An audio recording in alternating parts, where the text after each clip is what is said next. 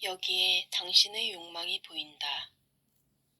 빅데이터가 찾아낸 70억 욕망의 지도. 송길영 지음. 대통령 선거 결과를 알고 싶다면 선거 1, 2주 전에 코스피 지수를 보면 됩니다.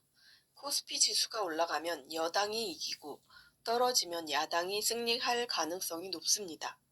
왜 그럴까? 현재가 싫으니까 누가 나오든 바뀌는 것이다.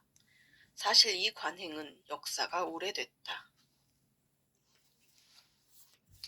스타벅스 아메리카노의 경쟁 상대는 도서관에서 마시는 생수일 수도 있고 새로 주문한 홍차 티백일 수도 있다. 그 사람이 현재 누구와 있는지, 오늘은 어떤 기분인지에 따라 선호는 조금씩 바뀐다. 그러므로 커피를 알기 위해서는 소비자가 커피를 마시는 시공간, 함께하는 사람과 함께 먹는 음식, 커피를 마시는 전후로 이루어지는 행위, 기대하는 감성들을 총체적으로 이해해야 한다.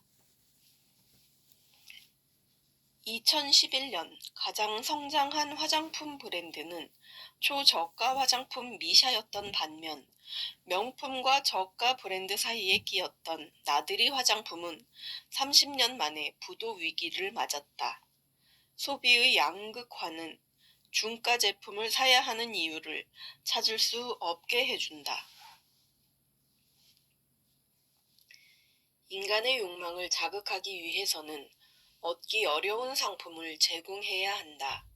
언제든지 살 수 있는 것은 결국 아무 때도 갖고 싶지 않게 되기 때문이다. 누군가의 행동을 바꾸려면 주장하지 말고 설득해야 한다. 인간의 욕망을 키우려면 공급을 제한해야 한다. 루이비통은 국내 22개 이상의 점포를 허용하지 않는다. 명품 숍들은 쇼핑객의 편의를 도모한다는 명분으로 입장객의 수를 제한하며 손님을 줄 세운다.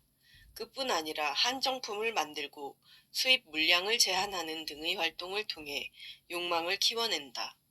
욕망은 제한할수록 커지게 마련이다.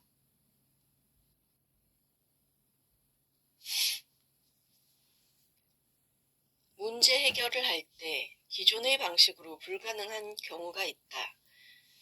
그럴 때는 필립스처럼 대중의 지혜를 빌리는 것이 유용하다. 단 이때는 자신이 알고 있는 것을 검증하려 들지 말고 몰랐던 것을 발견하겠다는 자세로 접근해야 한다. 검증은 처음부터 아는 답을 확인하는 것에 불과하다. 안 팔리는 건 가격이 높기 때문일 거야 라고 지레 짐작하고 비싸서 안 사시는 거죠? 라고 물어본다. 네라고 답하면 좋아하면서 가격을 내리고 예상한 답이 안 나오면 계속 설문지를 바꿔가며 답을 강요한다. 이래서야 질문을 하는 의미가 없다.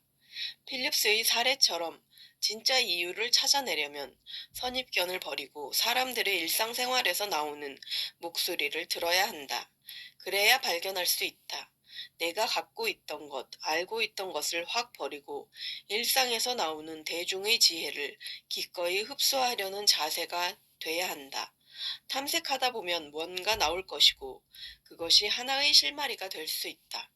누가 알았겠는가? 필립스의 경쟁 상대가 죽집일 줄, 제약회사의 경쟁자가 계란과 쇠고기일 줄.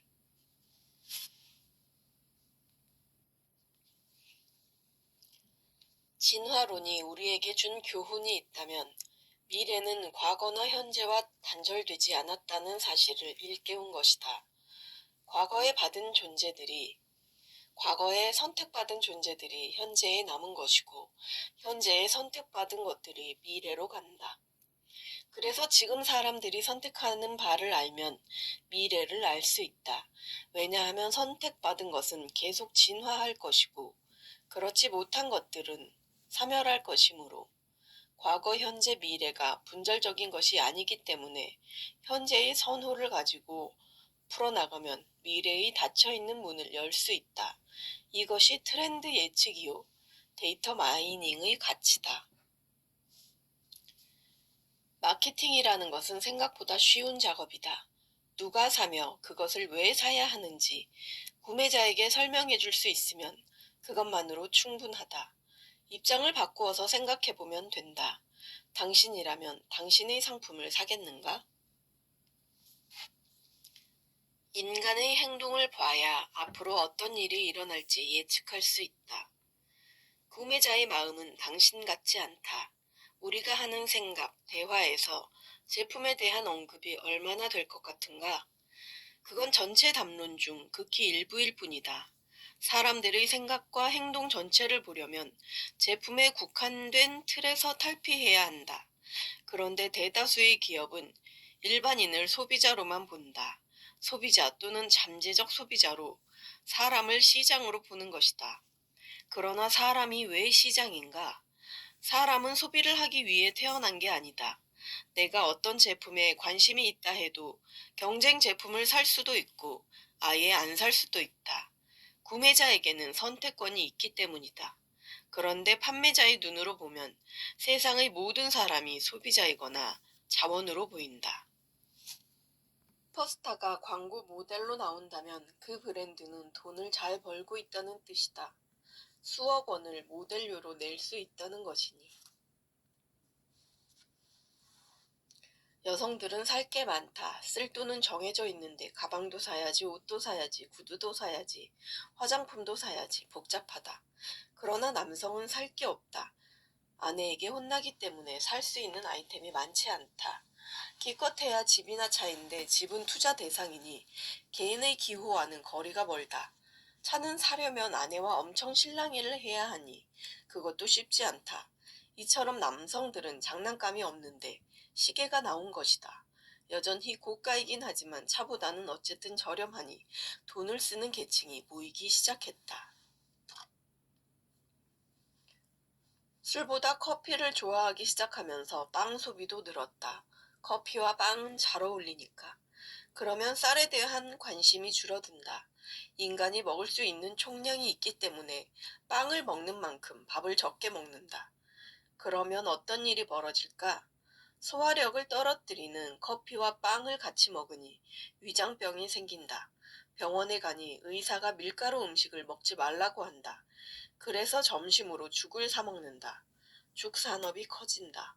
이처럼 한 가지 변화가 도미노처럼 다음 현상을 계속 끌어낸다. 이것을 미리 그릴 수 있으면 트렌드를 알 수 있다. 반대로 이런 맥락을 이해하지 못하면 라면을 많이 먹으니 경기가 좋지 않다는 현실과 동떨어진 결론을 낼 수밖에 없다. 엄마일 때와 여자일 때는 생각도 소비 행태도 다르다. 한 사람 안에 들어있는 다양한 자아를 모두 볼 때 비로소 그를 온전히 이해할 수 있다.